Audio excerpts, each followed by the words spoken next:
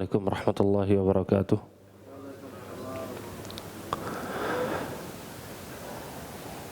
Innal hamdalillah nahmaduhu wa nasta'inuhu wa nastaghfiruh wa na'udzu billahi min shururi anfusina wa min sayyiati a'malina. Man yahdihillahu fala mudhillalah wa may yudlil fala hadiyalah. Asyhadu an la ilaha illallah wa asyhadu anna Muhammadan abduhu wa rasuluh. Qala Allah Ta'ala fil Qur'anil Karim, ya ayyuhalladzina amanu taqullaha haqqa tuqatih wa la tamutunna illa wa antum muslimun.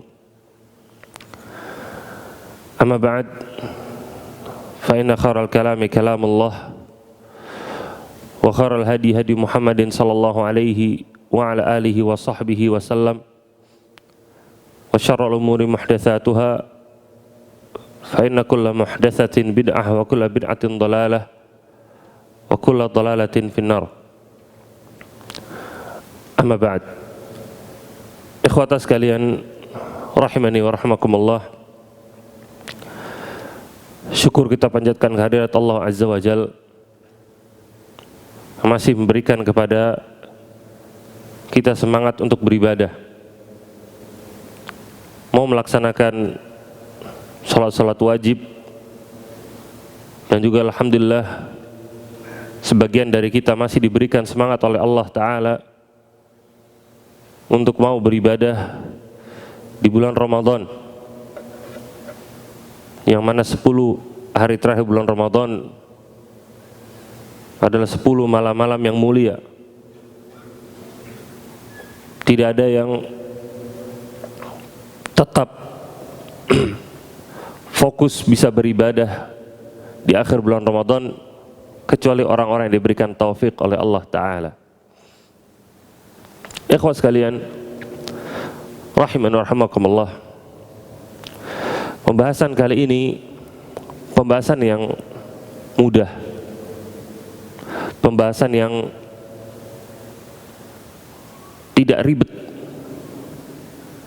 pembahasan mengenai sesuatu yang dicintai oleh Allah Ta'ala. Allah terkadang memberikan suatu keistimewaan kepada suatu kaum atau kepada pribadi, atau Allah memberikan keistimewaan kepada suatu waktu. Di antaranya ada malam Lailatul Qadar, ada bulan Ramadan, dan terkadang juga Allah memberikan keistimewaan kepada sebuah tempat. Di antaranya adalah masjid. Nabi SAW mengatakan, ahabbul biladi ilallah masajiduha wa abghadul biladi ilallah aswaquha.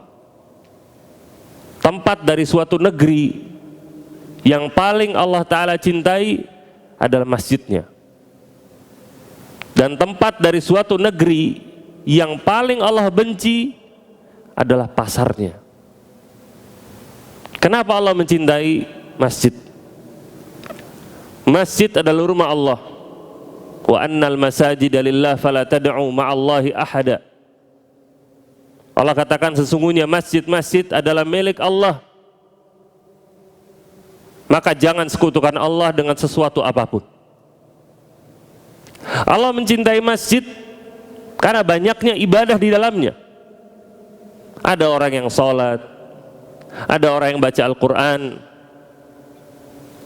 ada orang yang berzikir, ada orang yang i'tikaf di dalamnya, ada orang-orang yang bermajlis ilmu, dan lain-lain.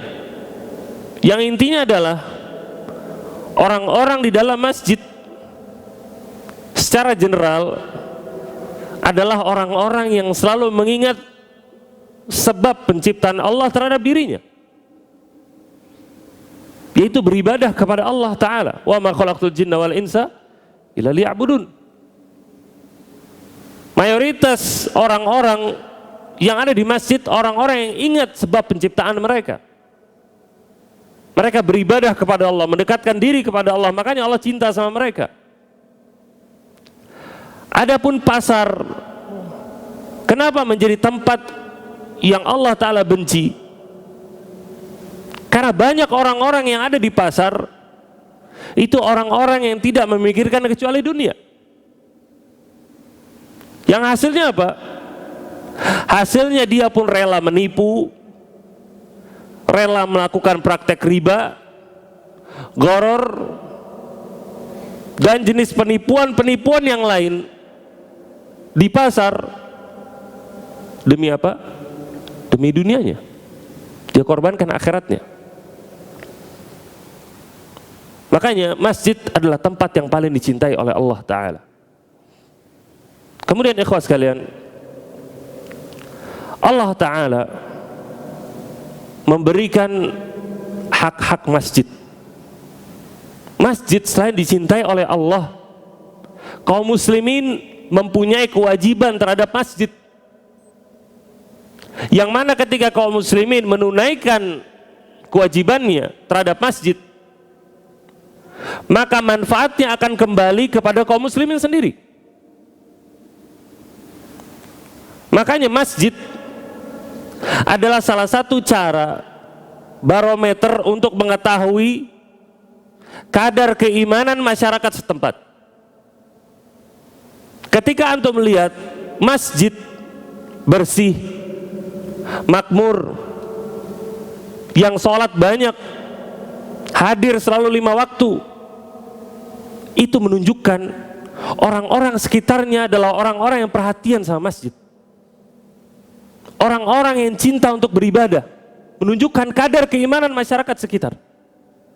Sebaliknya, kalau antum temukan sebuah masjid nggak terurus, kotor, jelek, kadang ada yang azan, kadang enggak. Kalaupun ada selalu sholat 5 waktu, yang sholat cuma beberapa orang aja, itu pun orang-orang tua, yang lainnya tetap sholat di rumah. Nah, ini secara garis besar barometer kadar keimanan masyarakat setempatnya. Orang-orang yang gak perhatian sama masjid, berarti orang-orang yang gak perhatian sama ibadah. Makanya terkadang ikhwas sekalian, antum sering temukan di awal Ramadan, khususnya di awal Tarawih, antum temukan orang-orang yang gak pernah ke masjid. Gak pernah ke masjid sama sekali ini orang. Ramadan baru ke masjid. Bahkan ada orang-orang yang antum baru tahu kalau dia orang muslim pas awal Ramadan. Kenapa? Ke masjid. Oh, muslim nih orang. Pikir selama ini bukan. Karena saking gak pernahnya ke masjid. Nah, ketika sebuah masjid itu makmur, orang-orang sekitarnya perhatian dengan masjid, beribadah di masjid, apa kata Allah Ta'ala? Man amila salihan min dzakarin aw untha wa huwa mu'min falanuhyiyannahu hayatan thayyibah. Barang siapa yang beramal soleh, kata Allah, dari kalangan laki-laki atau perempuan, dan dia adalah orang mukmin, maka akan kami berikan kepadanya kehidupan yang baik, kata Allah. Manfaatnya kembali kepada siapa? Kepada kaum muslimin. Makanya Nabi SAW hijrah ke kota Madinah bukan karena mau menyelamatkan dunia. Nabi hijrah SAW ke kota Madinah untuk menyelamatkan agamanya, supaya bisa beribadah dengan tenang.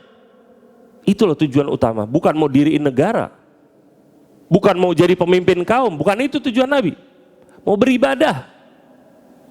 Makanya ketika Nabi SAW sampai ke kota Madinah, yang pertama kali Nabi SAW melakukan, cari tanah buat kita bangun masjid. Itu paling pertama.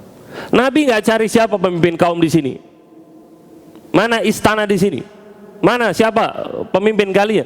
Enggak. Nabi cari tanah untuk bikin masjid. Karena Nabi hijrah kota Madinah untuk ibadah, untuk menyelamatkan agamanya.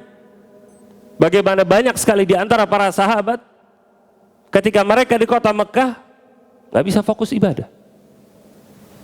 Ada yang ditangkap, ada yang disiksa seperti Bilal, bahkan ada yang dibunuh seperti keluarga Yasir radhiyallahu taala anhu. Nah, makanya masjid adalah tempat yang penting, dibanggakan dan dicintai oleh kaum muslimin. Nah, ikhwah sekalian, di antara haknya masjid, masjid harus dimakmurkan dengan benar. Allah Ta'ala dalam Al-Quran, Allah mengatakan, innama ya'muru masajidallah man amana billahi wal yawmal akhir wa aqamas salata wa ataz zakah wa lam yakhsha ilallah. Allah mengatakan sesungguhnya yang memakmurkan masjid-masjid Allah adalah orang yang beriman, orang yang beriman kepada Allah, beriman kepada hari akhir, mendirikan salat, menunaikan zakat, dan tidak takut kepada siapapun kecuali kepada Allah.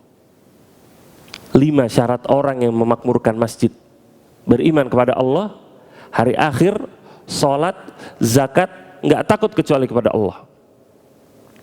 Dan ini ikhwah sekalian, 5 syarat mutlak yang harus dimiliki siapapun yang memakmurkan masjid. Dan yang dimaksudkan makmurkan masjid di sini bukan cuma DKM. Kaum muslimin itu semua mereka dituntut untuk memakmurkan masjid. DKM itu mengatur, jaga kebersihan, jaga kerapian, itu tugas DKM. Nah, orang-orang yang mendapatkan amanah untuk menjadi DKM sebuah masjid, Dewan Kemakmuran Masjid, dia diberikan amanah sama kaum muslimin, tolong urus masjid ini. Sebagaimana dulu Ibrahim alaihissalam dan juga Ismail diberikan amanah oleh Allah untuk mengurus Baitullah, untuk dibersihkan Masjidil Haram, untuk orang-orang yang itikaf dan juga tawaf. Nah, orang yang mengurus masjid ini, DKM masjid, itu harus memiliki 5 syarat ini, yang para ulama meringkasnya menjadi 2 syarat. Yaitu syarat yang pertama, memiliki akidah yang bagus. Syarat yang kedua, memiliki ibadah yang bagus. Karena Allah tadi mengatakan syaratnya apa? Beriman kepada Allah, kepada hari akhir, dan tidak takut kecuali kepada Allah. Lalu mendirikan salat, menunaikan zakat. Diringkas jadi 2 syarat. DKM dia mengurus. Ketika dia mengurus, dia mengadakan acara-acara di dalam masjid, maka dia harus mengemban amanahnya dengan baik. Dia bersihkan masjidnya, dia buat kaum muslimin yang datang ke situ sholat bisa sholat dengan nyaman, bisa sholat dengan tenang. Karpetnya wangi, AC-nya dingin, bersih semuanya, jadi tenang. Orang datang ke situ itu senang, gak mau pulang-pulang. Datang ke situ sholat enak, zikir enak, baca Quran enak. Itu kewajiban DKM untuk supaya membuat orang yang datang merasa seperti itu, nyaman. Itu tugasnya dia. Dan ketika dia sudah mengemban amanahnya dengan baik, maka setiap orang yang ibadah di masjid itu pahalanya ngalir ke dia. Kenapa? Karena mereka semua beribadah dengan tenang, dengan nyaman, karena jasanya dia ini DKM-nya. Besar pahalanya. Nabi SAW mengatakan, man da'a ila huda kana lahu ajruhu wa ajru man amila biha. Barang siapa yang menyeru kepada hidayah, maka baginya pahalanya dan pahala orang-orang yang mengikutinya. Dia ngajak orang ke masjid, dia ngatur waktu azan, dia ngatur waktu buka puasa misalkan, dan lain-lain, pahalanya ngalir ke dia. Kemudian sebaliknya juga, DKM tidak boleh orang yang memiliki akidah rusak atau amalan yang jelek. Karena DKM yang memiliki akidah yang rusak, dia akan membuat masjid itu rusak sebagaimana dia itu rusak. Dia akan membuat masjid itu tidak tenang menjadi tempat ibadah, sebagaimana dia pun malas untuk ibadah. Gimana dia mau buat masjid sebagai tempat nyaman untuk ibadah, dianya aja malas ibadah. Dan ketika dia mengadakan acara-acara di masjid, nanti dia adakan acara-acara yang nggak benar. Entah dia kadang ngadain kajian yang diundang narasumber-narasumber yang nggak pantas untuk diundang. Karena masjid tempat untuk menyebarkan kebaikan. Jangan sampai narasumber yang duduk menyebarkan keburukan. Masjid jadi tempat untuk lawak dalam tanda kutip. Narasumber yang diundang kerjaannya ngasih jokes, lucuan ini, lelucon ini, ketawa semuanya, itu terus. Sampai akhirnya ada beberapa minggu yang lalu ada lomba dai terlucu. Lomba dai terlucu. Itu membayangkan itu. Dai yang kaum muslimin kita harapkan dari dia untuk ngajak kaum muslimin ke dalam surga, memperingatkan dari neraka, ini malah dicetak jadi dai-dai yang bisa bikin masyarakat ketawa. Yang tugasnya bikin masyarakat ketawa siapa? Kerjaannya bikin masyarakat ketawa siapa? Pelawak. Masing-masing udah ada jobnya. Kalau diambil juga sama dai, pelawak apa kerjaannya? Habis. Nah, ikhwah sekalian, kemudian DKM yang nggak benar, dia bakal jadikan masjid itu buat kepentingan dia sendiri. Entah itu buat ladang bisnis, dia bikin acara-acara yang bisa bawa profit buat dia. Dia bikin booth-booth nanti sekitar masjid, bikin ada dagangan di situ, fulus yang masuk kantong dia semua. Kencelengan masjid, sebagian buat masjid, sebagian buat saya. Kepentingan pribadi. Atau orang-orang yang mereka bikin masjid tujuannya untuk dalam tanda kutip meningkatkan kastanya dia, status dia. Bukan lagi tujuannya untuk bikin masjid nyaman beribadah bagi kaum muslimin, tapi untuk meningkatkan status dia. Dan ketika tujuannya seperti ini, ikhwah, hasilnya bakal buruk, berentet kemana-mana. Dia nggak peduli, yang penting dia statusnya bisa naik, bagaimanapun caranya dia bakal halalkan, walaupun dengan mengundang narasumber yang sesat sekalipun. Kalau narasumber yang sesat ini punya jamaah yang banyak, diadakan di masjid dia, nanti yang datang banyak, otomatis status dia naik dong. Wah, ini si Pak Fulan ini DKM berhasil mengundang Ustadz Fulan yang jamaahnya ribuan, naik status dia. Undang ini, naik status dia. Bukan lagi karena Allah. Makanya Allah memberikan ketentuan tadi, siapa yang makmurkan masjid? Beriman kepada Allah. Apa maksudnya beriman kepada Allah? Beriman dengan benar kepada Allah, ikhlas kepada Allah. Beriman kepada hari akhir. Hari akhir selalu menjadi ambisinya dia. Dia nggak peduli gimana caranya. Walaupun terkadang dia nggak dapat gaji, terkadang dia nggak dapat fulus di jadi DKM, nggak peduli.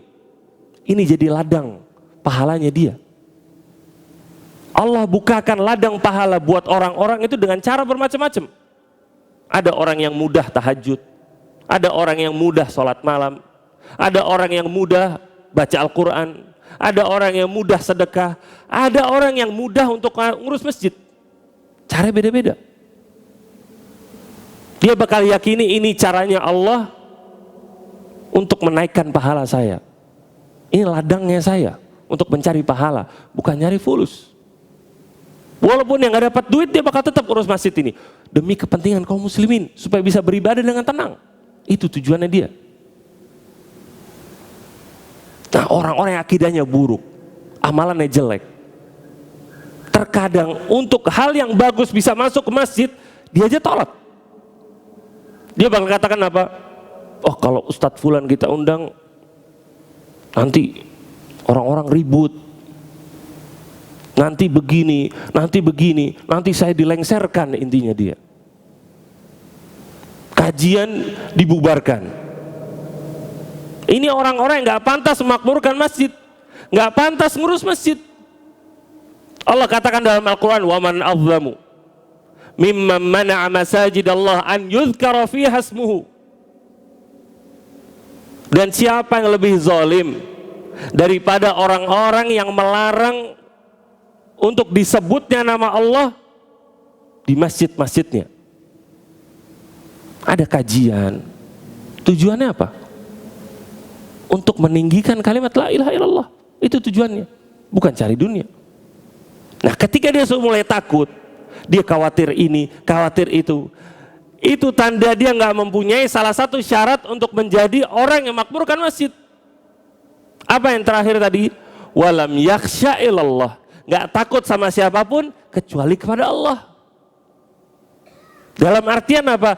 Kalau ini benar, saya bakal maju, apapun kata orang.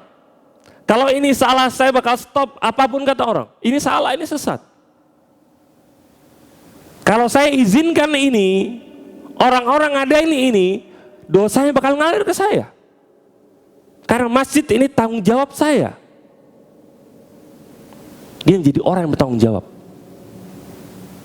Nah, makanya orang-orang yang gak bisa memakmurkan masjid dengan benar, mereka bukan cuma pembuka pintu keburukan bagi kaum muslimin, tapi dia juga dikategorikan sebagai orang yang mengkhianati amanat kaum muslimin.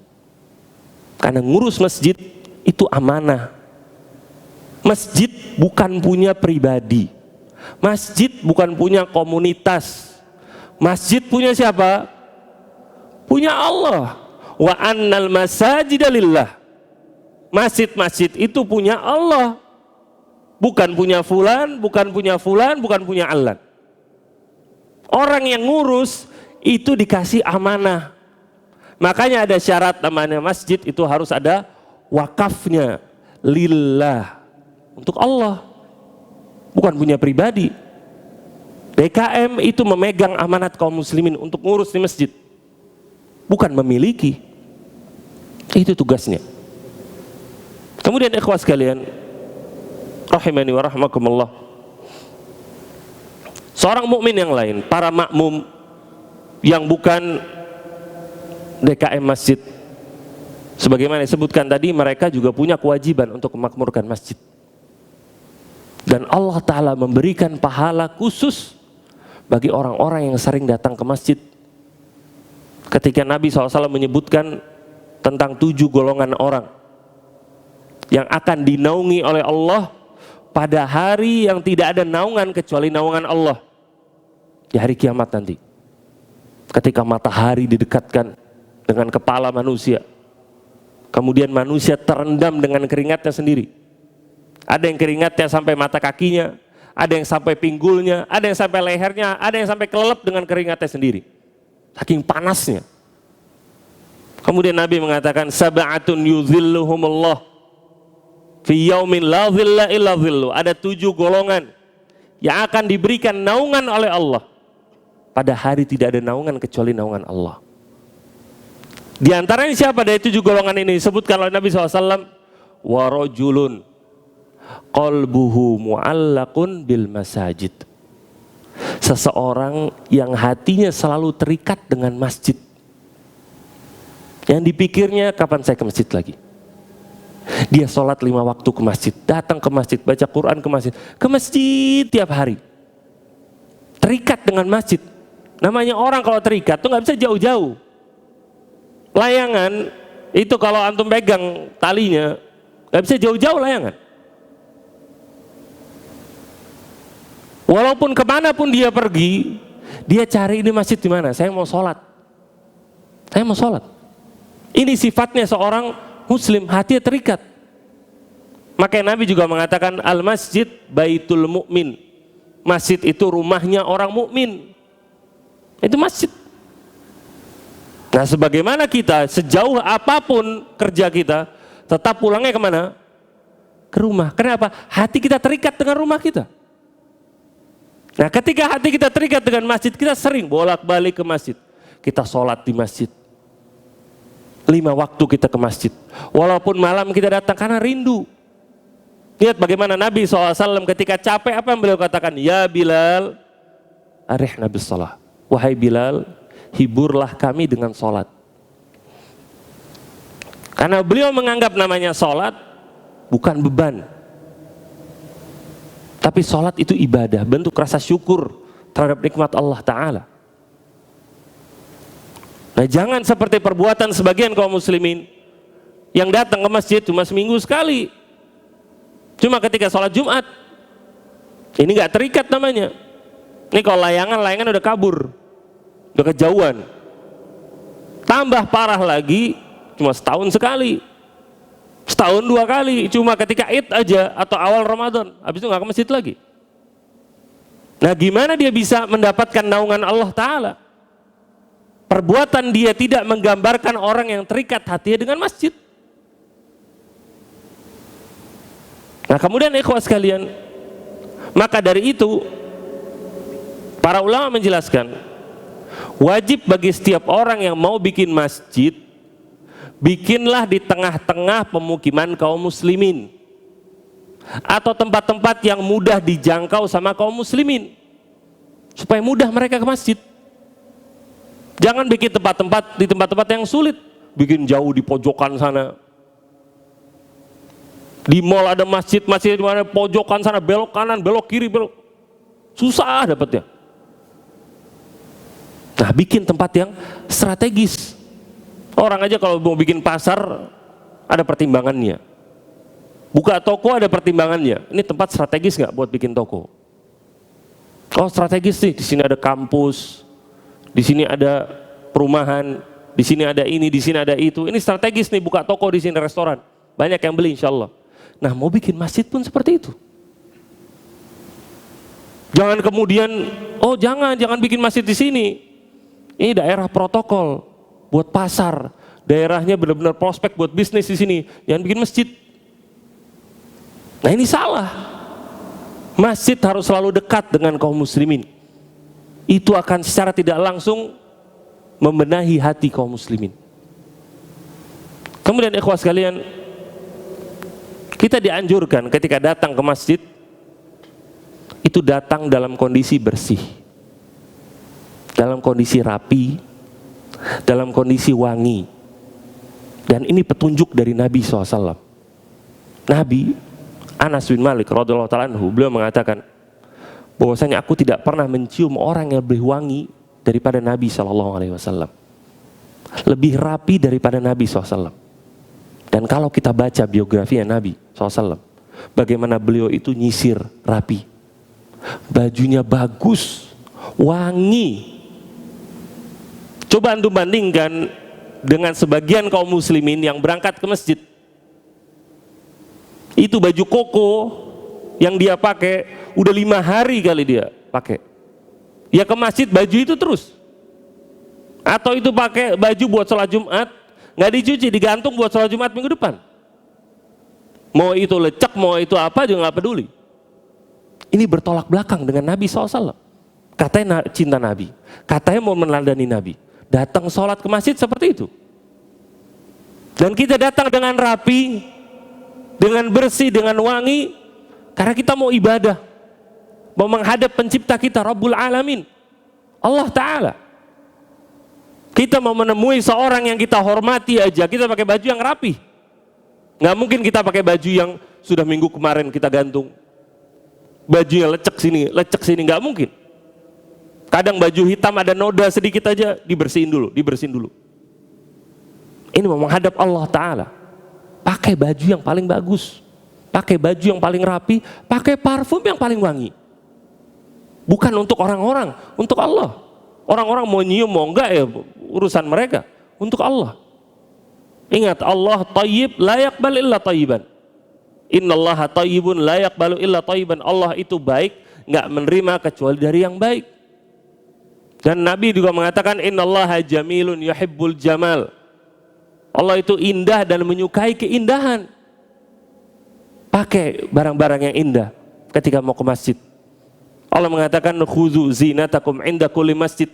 Pakai perhiasan kalian yang paling bagus ketika kalian mau pergi ke masjid, kata Nabi, kata Allah Ta'ala. Pakai baju kita yang terbaik. Kemudian yang terakhir, ikhwat sekalian,